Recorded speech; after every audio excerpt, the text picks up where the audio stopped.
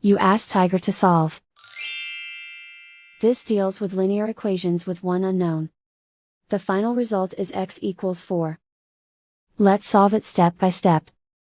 Group all constants on the right side of the equation. Add 6 to both sides.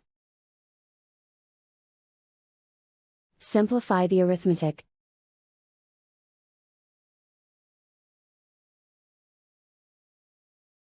Isolate the x.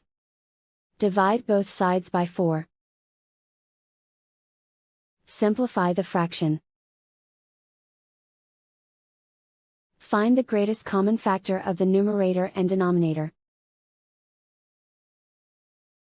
Factor out and cancel the greatest common factor.